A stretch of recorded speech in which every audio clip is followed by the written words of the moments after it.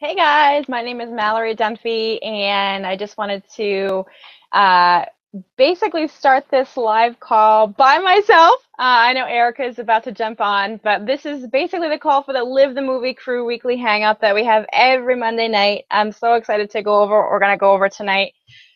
We are in the middle of the book, The Five Major Pieces to the Life Puzzle by Jim Rohn. Feel free to grab the book and join us on these calls if you are somebody that wants to get motivated to, pursue your passion and, set a goal for yourself and start achieving goals that you have for yourself. Because what these calls are designed to do and what we really focus on the calls, it's to get together with a group of people that are excited to hit their goals. It's basically all that it is. And I feel like sometimes the difference between a wish and a goal that's actually achieved is simply some accountability. So we're basically here to hold each other accountable for our goals that we have. We all have different goals. We all have different things that we want to accomplish in life. And Eric is trying to jump on the call, but I don't think he can. Okay, so I wanted to start the call tonight and just do a little bit of recognition. I know Eric's been on these calls every single week consistently, and he really has this amazing vision for our team and where we're going to go over the next couple of years even. And it's really phenomenal to have such a great leader. And I think he's still trying to event page. I think he's still trying to jump on. But, oh, there he is. I think. Maybe not. He's not here yet. So what I wanted to do tonight is to review chapter 2 and chapter 3 of this book. And it's, like I said, it's called The Five Major Pieces to the Life Puzzle by Jim Rohn. Grab a physical copy, or I think I said in a previous Hangout, you can download the app OneDrive, which is like a library for your phone. So you might be able to search for it if you have a library card for your local library. So it's called OneDrive, ONEDRIVE. So the first thing I want to review, well, I was doing a little bit of recognition before I got interrupted, but I mean, the vision for our team, we have this thing called the Platinum Membership. We're part of the Live the Movie Crew, and the Platinum Membership for the Live the Movie Crew is basically where you get to join these weekly hangouts live with us to review goals, to learn new topics, to get inspired, basically, because sometimes all we need is a little bit of outside inspiration to get ourselves personally motivated to achieve something great. And then another great inclusion to the Platinum Membership group is is the ability to attend some of our masterminds. And the masterminds are where we're going to have to pause for a second because I can't seem to. Eric can't seem to get in. Let's see if that one worked. Okay. I think he'll be joining us really soon. So the mastermind is basically where we get together in person at a location. We try to centralize the location. Obviously, if we have people from across the country, say in California, we're actually in New England on the East Coast. But if we have people on the East Coast, we try to keep it pretty local. So, but we do get together as a group every now and then to have a mastermind. There he is. Hello. Hey, yo. I started the call. I thought you were going to jump on fast, but it was like 5 minutes. Keep going. I think I sent you the wrong link, but how are you? Good. How are you doing? I've just gone through a little bit already, but I'll just kind of dive into what I've already started talking about. But chapter 2 in this book called Attitude, and I think having the right attitude in any situation is going to determine whether you succeed at something or fail at something. And we obviously can all learn from things that we fail at, but I think going into something with the right attitude can just produce better results. And sometimes we do have to make mistakes to learn from them and grow and move forward, but it's having the right attitude going in is the most important thing. The first quote that I highlighted in the book is, "What we know determines our philosophy." So that's what we talked about last week. So what we know determines our philosophy, but how we feel about what we know determines our attitudes. So as humans, we're very emotional beings, some more than others. But I think with the attitude, it always relates to how you feel about things. So if you, let's say you go into a workout with a negative attitude, it's just the simplest example that I can think of, and you think it's going to be terrible and you don't want to do it and it's going to be exhausting, chances are it's going to be an exhausting and terrible workout. But if you go in and say, you know what, I'm excited for this because I am in a fire for this workout, I'm going to feel great, I'm going to have energy, how do you think the workout's going to go then? So you can kind of tell the difference between having the right attitude and the wrong attitude, or positive, negative attitude in any situation going in. So what Jim Rohn talks about in this chapter about attitude, just the first thing I want to go over in more detail is what he refers to as the past, the present, and the future, because we all have past experiences, we all have the ability to be present in the moment that we're in right now, and we all have a future, hopefully, God willing, a future ahead of us. So how we can affect the present moment to be able to impact the future is what we really want to focus on. But we can use our past to help us with our future. So part of the miracle of our future lies in the past lessons, past errors, past successes, and the collective experiences of all that has happened to us can either be our master or our servant. And I love this quote because it's just so powerful. It's so true. You know, anything that we do in our past affects who we are today. And if you think about it that way, you know, if the past has created the person we are today, if the person we want to become tomorrow is something different or something better or somebody, you know, who can achieve greater things, all you have to really do is make a decision to implement some new things today. Because if we start doing that today, eventually today will become the past and the future will become the person we want to become if we make those changes now. So I know I went a little crazy on that, but another thing he says about the past is developing a new philosophy about the past is the key to changing our current attitude. Until we've finally accepted the fact there is nothing we can do to change the past, we cannot change the past, we cannot go back in time, it's impossible.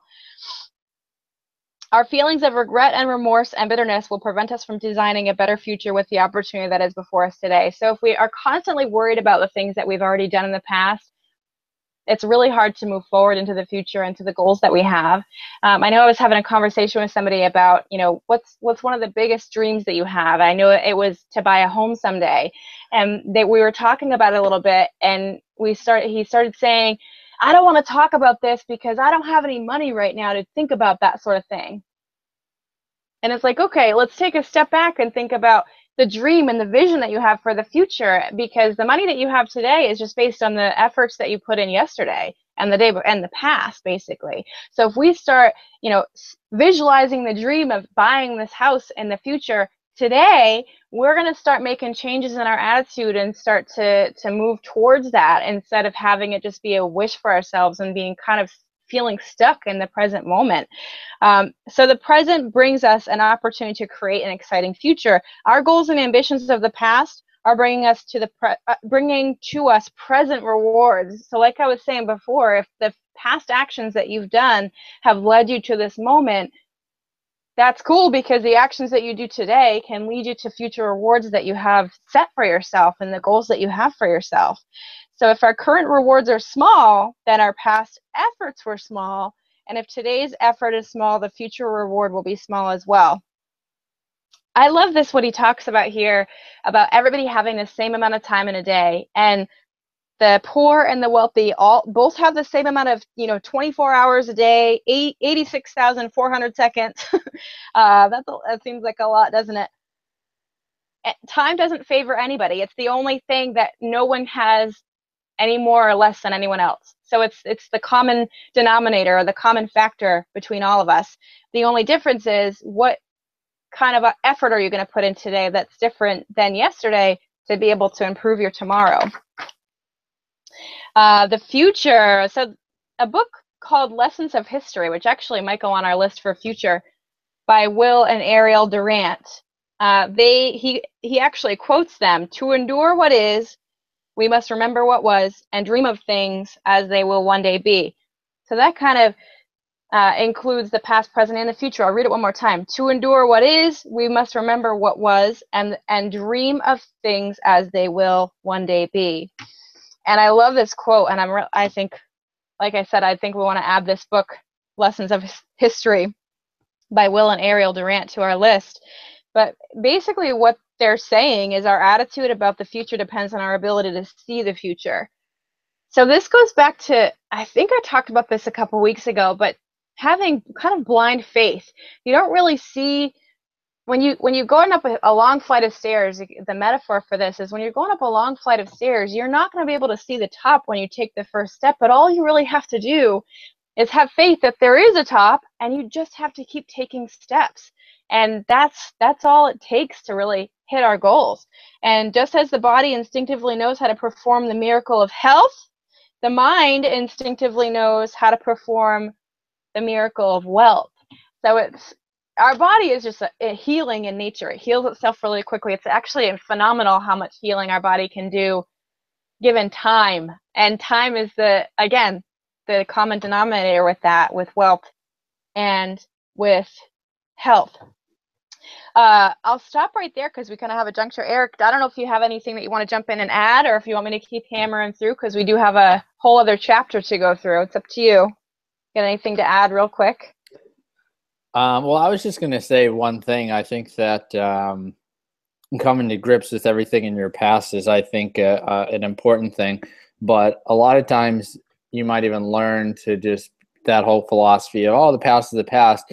But when you actually can look at it and see everything as a positive, because even the mistakes you made, not only did you learn a lesson, but either the mistakes that you made or the things that didn't go the way you wanted you to led you to opportunities that wouldn't even have happened. The number one example I would give, and I always try to relate things back to something that most people would experience, is, you know, if you had like a boyfriend or girlfriend in high school and you're like, oh my gosh, like this is the right person, and, you know, we're going to get married, and then it doesn't work out and you're all mad and depressed and whatever.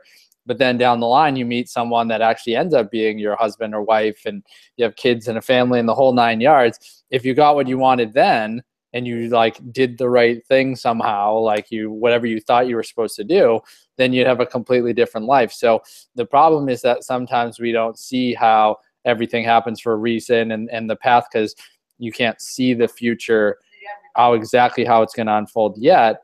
But you, all really good teachers that I follow use the past as a reference by that. They say, well, you have all these good things that happen and all these things you say you wish didn't happen, but you only got from A to B by having this little roadblock in the middle, and you never even would have had, you know, that experience. And most big breakthroughs in your life are preceded by some sort of perceived challenge.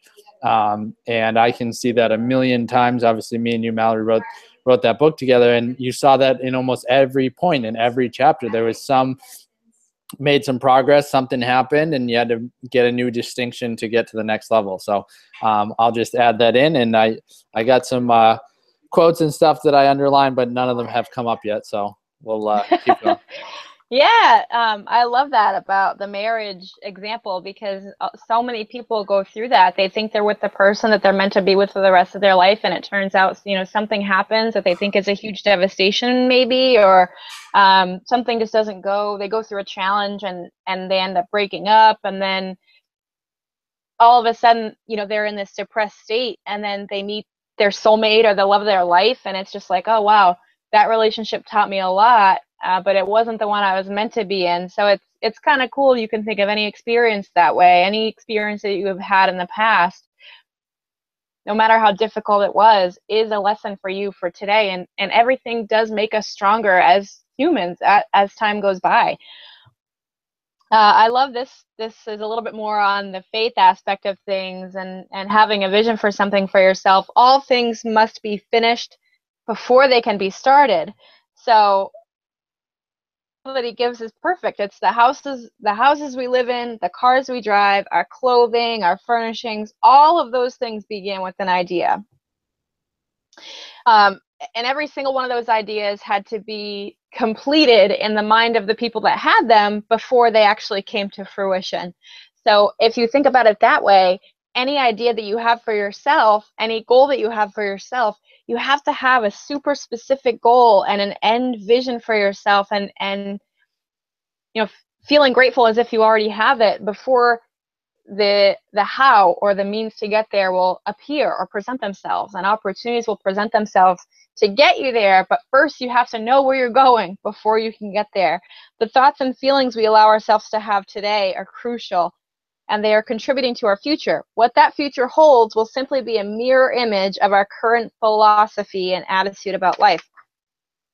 And then he goes on to say, our dreams inspire us to think and act and feel and become exactly the kind of person we must be to realize our dreams.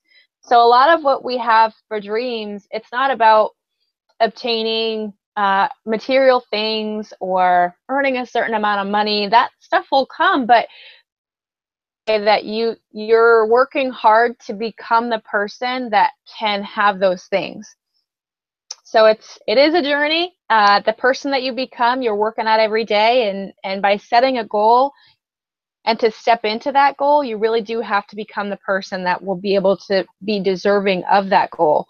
If we're intelligent enough to invest our experiences of the past and wise enough to borrow the excitement and inspiration of the future by clearly seeing that future in the mind's eye, because we have the ability as humans to visualize the future, then past experiences and future excitement become today's servant. So the actions that you take today will be based on what your vision is for the future. And because you've learned from the past experiences that you have, that will also dictate what you do today to achieve that goal faster for yourself in the future. The future always carries its own price tag. The price the future exacts from us involves discipline, and we talked about discipline last week. Josh mentioned discipline, which I love. Labor, consistency. These are all things that we've already talked about, which is really cool. And a burning desire to make the future better than either the past or the present. But the price gets easy when the promise becomes clear. So when our vision becomes so clear in our minds and we have this specific goal for ourselves, for whatever area of life that it's in, the price that we have to pay to get there, it seems easy because we're so totally focused and so driven to achieve what we want to achieve that no, my computer says an update needs to be available, needs to be done. I'm going to avoid it as long as I can. We cannot succeed by ourselves. This is a huge one. So a lot of the things that we do with the goals that we set for ourselves, I know working out is one of the great examples. Like it seems to me when I go to a class that I have other people that I'm meeting there and working out together, that's when I tend to stick to a workout regimen the best. And it can be with anything, if it's financial goal, having somebody that can hold you accountable financially, it is going to help you to succeed and achieve that goal faster. That's what I love about this crew, because the Live the Movie crew is just basically, we're accountability buddies who we are working together. We all have separate goals that we're looking to achieve, but because we're working together and holding each other accountable, it opens our minds to opportunities and hold us accountable in a different way than what we would be able to do by ourselves. Appreciating self-worth is the beginning of progress. So the exciting thing is that each of us already has enough mental, spiritual, intellectual, and creative power to do all that we could dream of doing, and that everybody has that. We just need to become more aware of all that we already have, and spend more time refining all that we already are, and then put it to work for us. The quote, Eric Sachetta is actually his I don't know what you call it, mantra or tagline or whatever, is "You are always the answer." So often, when we're in a difficult place in our life, in any area of life, we think that it's because of some outside influence and we need help, and sometimes we do need help, but or somebody else can do something for us, like make us wealthy or help us become fit. But the only person that can really change your present situation or your future situation is yourself. You have it in you already to succeed and be great. You just got to tap into that. And sometimes it takes a group like this to help you realize that and help you achieve those goals that you set for yourself, because you have it in you already. You just got to tap into it. So along with the you can't achieve alone, you cannot achieve by yourself, is a lot of our attitude and how we feel about things is influenced by the associations that we have. So there's 3 questions, I believe, that Jim Rohn asks, and related to who influences us. So question 1 is, who am I around? Who do you surround yourself with? And with technology and social media today, you can surround yourself with literally anybody across the world, which is phenomenal, because back in the day, um, before our time, pretty much, well, actually in our early years when we didn't even know all of this existed, and probably our personal development wasn't, we weren't interested in personal development as much as we are today. But back in the day, when there was were no computers, and there wasn't really a way to connect with people on a different level besides in person, um, people were really limited on who they could surround themselves with. So they were probably pretty influenced by family and coworkers and friends that they hung out with a lot. But because of today's technological advances that we have, and social media is huge, we can literally surround ourselves with some inspiring people. So we call it, he calls it the inner circle. Who is in your inner circle? Because they're going to have the most influential, the most influence, I guess, on your attitude than anybody else. So if you hang around people who are, misery loves company, if you hang around people who are miserable and they complain about everything, eventually you're going to start complaining about everything too, because what else are you going to do? You know, if you put too much energy into trying to help them become more positive, it drains you, and eventually you'll start to kind of pick up on their negative energy. Question 2, what effect are those people having on you? So the first question was, who am I surrounded by? Who am I around the most? And what effect are they having on you? And the third question, I'll jump right to that, is the effect that they're having on you acceptable to you and what your life goals are? So the story of, you know, we all have high school friends or maybe even college friends that we used to hang out with all the time. And a lot of people, you know, some people we stay in communication with longer than others. And most of what that has to do with is because we all kind of go in different directions in our lives. And some people want to achieve a career. Some people want to start a family right away. Some people want to travel the world. And whatever those wants and goals are, that's what's gonna separate the people in your life. Especially, you know, I love getting together, for example, with my high school crew. Whenever I go home to Maine, we get together, and it's as if no time has passed between the last time we saw each other, which is phenomenal. But we are all in different places in our life, so that daily contact or the weekly contact just doesn't happen with a lot of us, because we're just in different places in our life, and that's okay. If somebody that you spend a lot of time with is really bringing you down and doesn't really isn't on the same page as you, either intellectually or maybe just with your goals, it's okay to talk to them less and kind of replace that person with somebody else who's going to influence you in a positive way. Because sometimes I think as humans, we might feel bad if we start to, you know, not see somebody or talk to somebody as much. And they might even make you feel bad too and say, you know, why don't we hang out anymore? Why don't you call me as much as you do anymore? And that's okay. Eventually they'll realize that your new philosophy and your new attitude in life is go big or go home, and you're going after some major things. And they might even catch up to you and be like, oh, okay, they're really succeeding at a lot of different things that I kind of want to do too. I can either go my separate way, or I can follow suit and really start diving into. So it's kind of cool how you can have an influence on other people based on, you know, deciding whether or not you want their influence in your life as well, which is kind of cool. Association, he goes on to say, those who seek fortune and happiness must become aware of how the 80% group operates. So the 80% group, I know what he says about the 80% group, and I should have highlighted this. Eric, do you have any of this highlighted that you can go over? No. No, Meg's holding Logan, so it looks like he's flying into my face. um,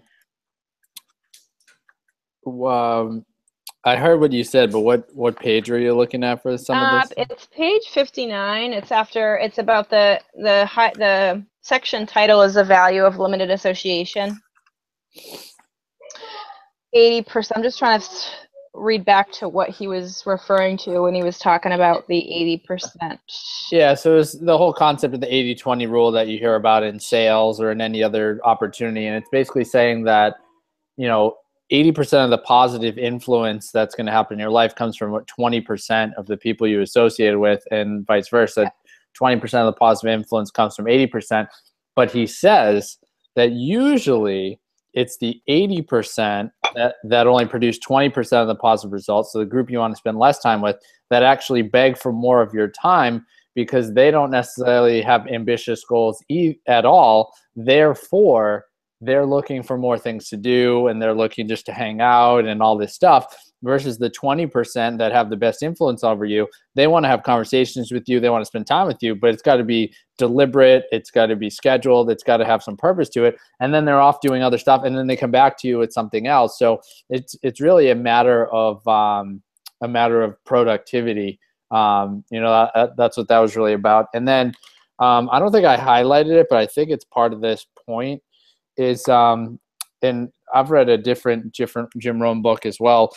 He talks about the concept of like different friends. Like you might have a 3-hour friend, a 3-day friend, a 3-week friend. And what that means is that's the limit of how much time you can spend with that person or that group of people before their influence starts to negatively affect you. And we kind of talked about this in our book, is that, people say, oh, you have to cut out the associations of anyone that's having a negative influence. But the example that we gave is we all have friends that, and I don't necessarily mean like drinking partiers, but just people that are like super, super fun when you have a gathering. And those people might not be the most ambitious people ever, but when you need a night off and you need that funny, goofy friend who like acts like a crazy person or whatever, they might be better to hang out with than one of your ambitious friends, because your ambitious friends might be sitting there being like, well, we should be doing something. And if you really need a night off, maybe that's a 3-hour friend, you know what I mean? And then there's maybe some friends that you have that you really enjoy spending time with. They're your friends, but you spend 2 days with them, maybe a long weekend, and you're like, okay, that was fun, but that's about my limit with those people. And then of course you have your people in your life that you talk to every week, every day, so on and so forth. So I thought that was a concept that was very related. And I remember that from some other article or book that Jim Rohn had written. And I just thought that was powerful. Instead of eliminating people, put them in categories of what's your limit of how long you can spend with them. Yeah, absolutely. And kind of going along with what he talks about in here, most of the people that you surround yourself with are good people. It's not like they're bad people or anything like that. Sometimes they just don't have the right influence that you need on your life right now. So like Eric said, to kind of categorize them as 3-hour friend, 3-day friend, 3-week friend, that sort of thing.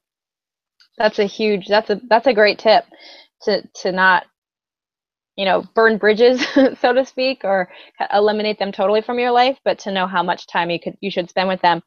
So, so what Jim Rohn says is most are good people, but they're caught up in the search for the how-to of success, and have not yet captured the importance of the why and the why-to.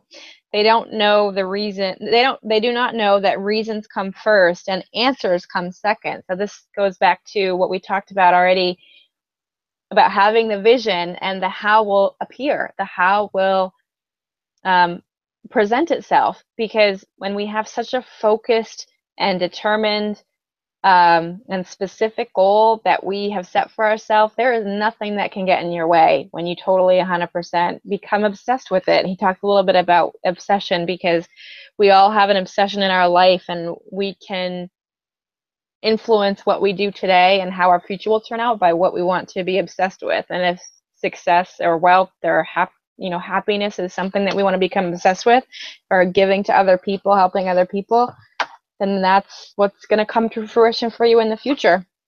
The last part of this chapter just kind of reiterates attitude is everything. This one quote that I have is short. It's great. Repetition is the mother of skill.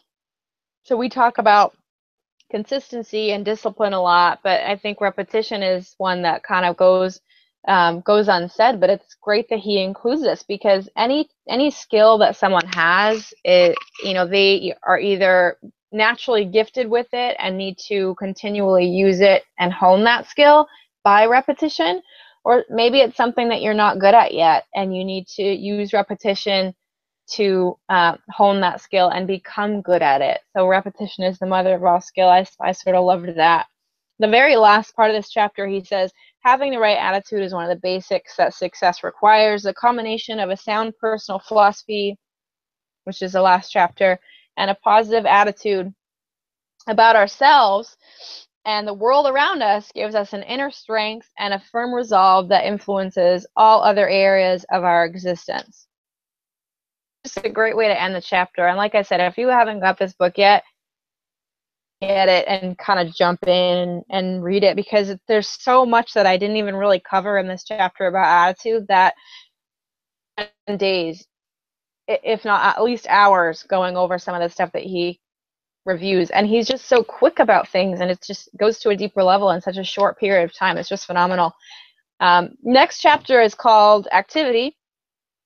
And the cool thing is, if we've gotten to this point in the book and we haven't really, spent a ton of time focusing on our, mental philosophy and our attitude, it's a great idea to go. I think I'm going to go back and rewatch the video that we did last week, because I don't think in a month's time we can really implement all of these chapters and all of these action steps and have them be effective, because a lot of the philosophy side of it, if that's not sound, if you don't have a sound philosophy and a positive attitude and the right attitude about certain things in your life, like everything that we just talked about, doing activity might not be beneficial at this point. We're going to review it, but I think it's important to say that it's in a month's time of reviewing these things and taking action steps is not going to make a huge effect until we time and really,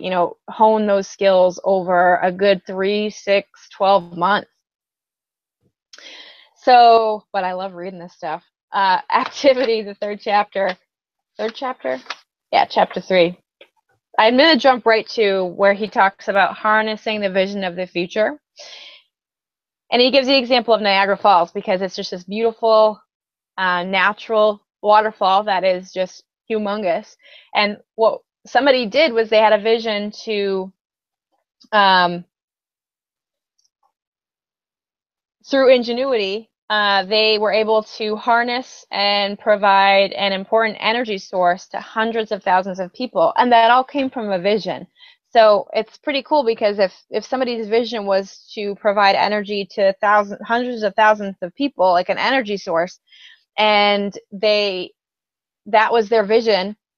I don't know how they discovered Niagara Falls or wanted to use it, but I'm sure that came easily to them because of that clear vision that they had for themselves in the beginning. So dreams can be as breathtaking and powerful as this wonder of nature, aka Niagara Falls. And I've been to Niagara Falls, and it truly is breathtaking. But they must also be harnessed and converted into some form of energy if they are to have any value to ourselves and to the world around us. So this is huge too, because we can do as many hangouts as we want. We can talk about all the things that we should do. We can have different philosophies and different tips and different things to help us become successful and happy, or whatever your goal is. But talking gets us really to only the beginning stages of actually doing something. Taking action and doing some sort of activity is what's going to get us to our goals and to the and achieve what we want to achieve. So our level of activity must equal our level of intent. Achievement is one thing. Making it happen is something altogether different. Enterprise, this is another heading that he refers to. Enterprise is better than ease. What we decide about the rightful ratio, and this, what he means by enterprise is better than ease, is basically the amount of work that we want to put into something, the ratio with the amount of work that we want to put into something versus the amount of rest that we need in order to be effective. Because yeah, we could work, every single day like a dog at something that we want to achieve. But if we don't give our minds and our bodies time to rest and recover and just give ourselves a break for something, it's pretty easy to get burnt out. So when he refers to enterprise as better than ease, he says every time we choose to do less than we could, this error in judgment has an effect on our self-confidence. Repeated every day, we soon find ourselves not only doing less than we should, but also being less than we could. What we decide about the rightful ratio of labor to rest will establish a certain work ethic. So whatever in your mind is the amount of work ethic that it would take to accomplish something, that's probably the amount of effort that you're going to put in. And even sometimes you could do more and put more of an effort in, but because in your mind you think that you need a certain amount of rest, you're going to automatically take that rest instead of taking the activity that's necessary to achieve your goal. And there's so many different philosophies and different things that have been written about work, and everybody's different, but he refers to the Bible. He says the Bible offers a philosophy about the ratio of labor to rest: 6 days labor, 1 day rest.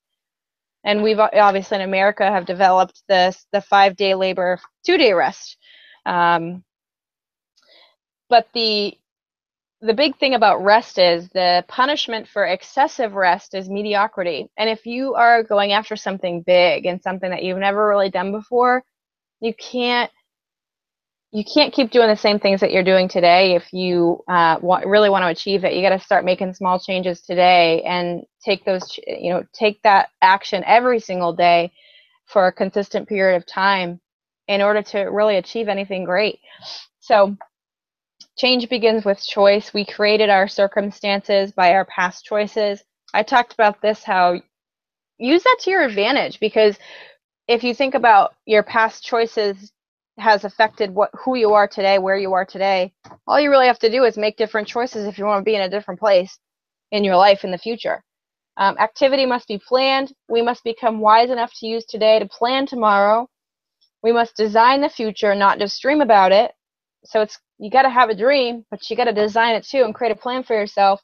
And if we discipline ourselves to put intelligence into our plans, we will put fortune into our future. And I'll stop there because I've skipped over quite a few things. I don't know if Eric, you had anything that you had highlighted or that you wanted to kind of dive into a little bit more about what I mentioned so far. And I'm kind of flying through this chapter for the reason that I feel like I really want to, like I said before, go back to philosophy and attitude, those videos, and really dive into those 2 chapters even more before we get into the activity side of things. But do you have anything to add at this point?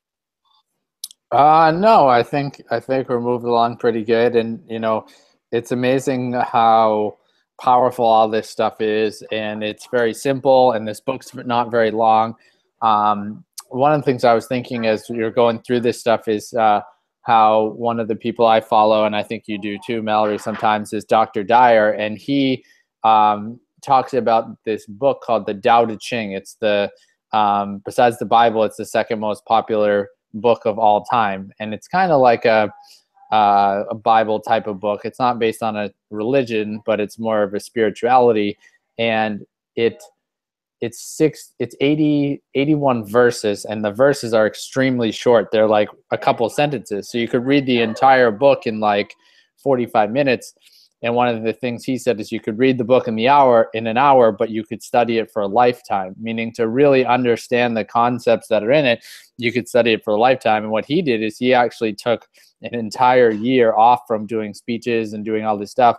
And he took once every 3 days, he would read one verse and he would live it. Whatever it was really saying, whatever it really meant, he would live it for those 3 days, and did that for a whole year. So it's just amazing how you can blow through the book like another personal development book, or you could really learn the concepts and implement them. But also, regardless of your level of implementation today, you can study this stuff for a lifetime and never master it. And that's the part of making progress, rather than feeling like you have to get to some places. These are the principles, and you're always going to be working at them. Yeah, it's such a great point. you know, some people set a goal of reading a certain amount of books in a year, and we'll probably end up reading a book a month for the rest of this year and so on. But like you said, going back and really studying a book and studying the principles and really implementing them and working hard to implement them throughout the year is so important. And what I love about reading books that are similar is that it just helps reinforce what you've already learned from another book. So even though we might, I might not read this book for another 6 months again, the books that we read between now and then, I'm sure are going to review some of the same philosophies in just a different way. And that's powerful too, because we all learn differently. We all pick up on things differently. Some of the things that I'm learning from this book, I'm sure I've breezed through a lot of things myself that I just haven't really noticed yet that might have a huge impact when I read them from another book in a different way. So kind of the last couple of quotes that I have highlighted here. Activity must be disciplined, because any type of activity that's going to lead to a positive outcome is going to be repeated over and over, and you got to have the discipline to do it on a consistent basis, or else the results are going to be inconsistent too. So consistent action equals consistent results. What each of us can do is remarkable. Like I said, you are always the answer. You can do incredible things. You are all capable. If you're watching this, you are capable of amazing things. What people will do, however, is sometimes disappointing, because it's all about that disciplined action. And if somebody's not willing to take disciplined action, they aren't going to get what they want. Be not wary. So who wrote this? Prophet, as a wise prophet, he quotes, "Be not wary in well-doing, for in due season you shall reap if you faint not." So that's kind of deep. So he goes into it a little bit more detail. We cannot rule the city until we can rule our spirit. We cannot rule the nation until we can rule ourselves. We cannot define or design our future until we have redesigned our habits. We cannot increase our rewards until we increase our level of intelligent activity. So anybody can take action. It's really simple. Not taking action is just as easy. So it's the disciplined action that we take, but it's also the intelligent action that we take. I love that he said that, because, if, say, for example, I'll just use like running a marathon for an example. Anyone can start training for a marathon and start trying to run 26.2 miles on their own. But if they have a plan where they start small, especially if they've never run before, if they start small and take intelligent action, like if they tried to just go out and run 26 miles without having run before, that's going to set them back. That's silly. But if they take intelligent action steps, they could get there in a lot quicker time than if they tried to, go all in right from the beginning. So taking the intelligent action steps is so important in any area of life that you're trying to achieve something great in.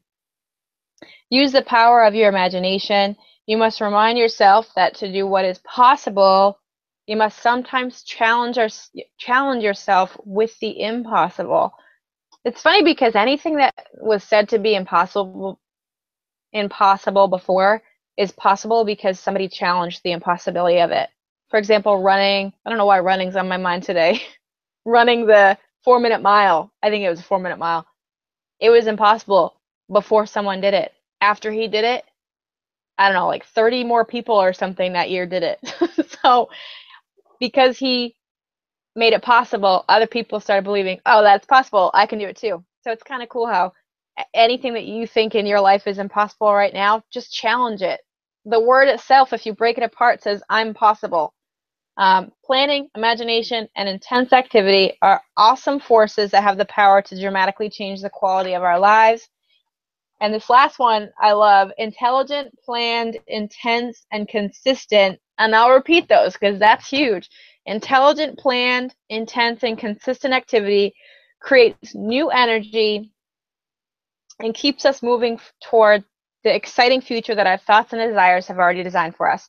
So again, visualizing the dream that you have for yourself and taking intense and disciplined action is going to create a new level of energy in yourself, and you're going to start to realize that you are capable of so much more than you're giving yourself credit for today. Because imagine what you did in the past, and how even a year ago, the things that you thought were impossible for you have you achieved anything this year that you said, wow, I could have never done that before if I hadn't done those things that I set my mind to doing?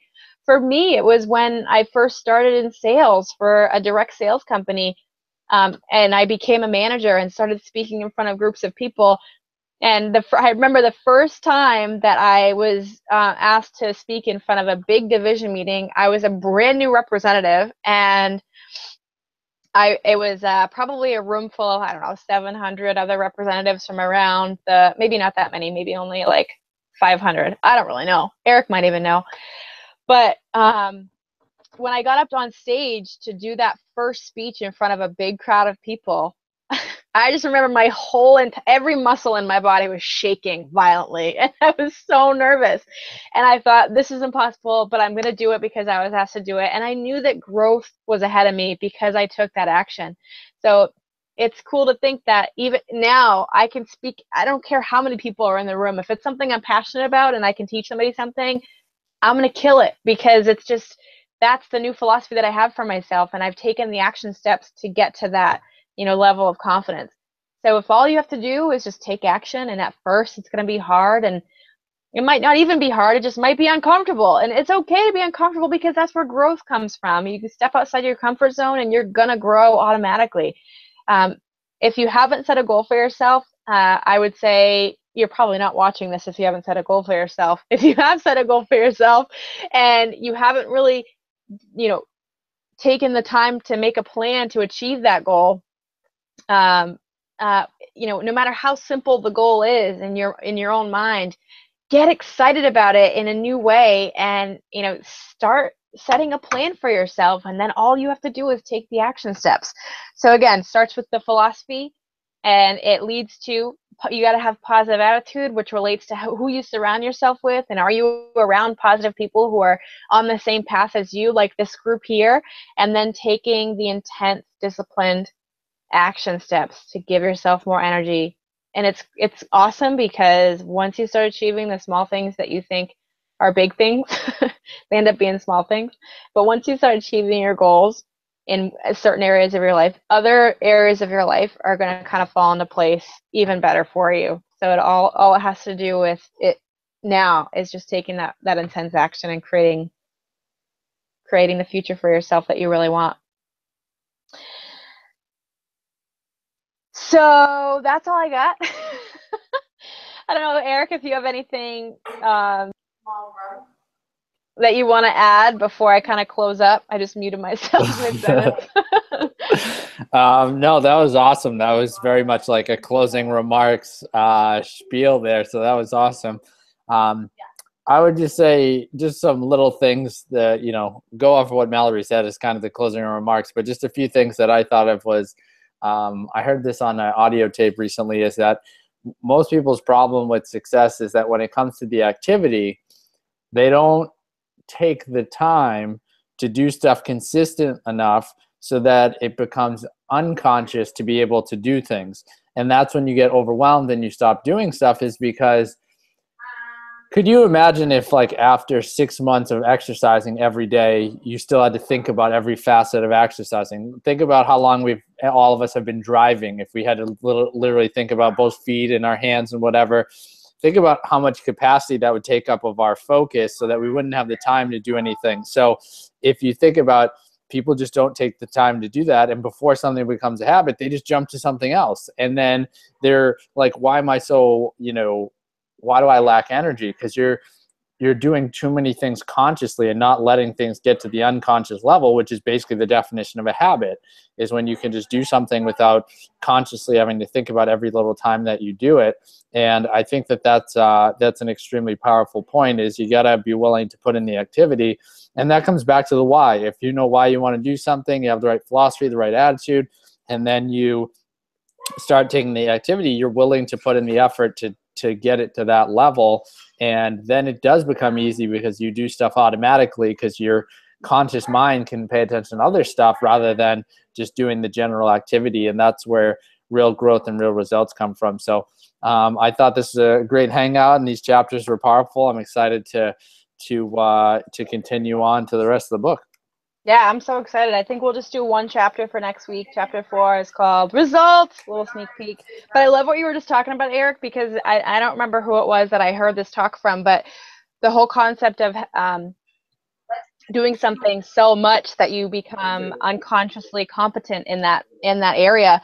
You start out in a lot of new things that we start out, you're unconsciously incompetent because you don't really know what you don't know yet. Then it's like the driving example is perfect because when you first start driving, or you don't even really know what to do. You just are unconsciously incompetent. Then when you start to drive, you're consciously incompetent because you realize, okay, I don't know how to do this yet, but I'm going to learn. Then when you start to learn, you still have to make a conscious effort. So you start to become consciously competent because, yeah, you can drive, but you still have to remember, okay, before I go into the left lane, I have to look over my shoulder and in my mirror and turn my blinker on and do all that before I can go into the left lane. But then, after time, doing an activity for a long enough time, you become unconsciously competent. So you start to do things without even really realizing you're doing it, which is phenomenal. So I'm so excited for next week. Thanks for joining us. Click the button below if you want to learn about the Platinum membership group and being able to join these calls.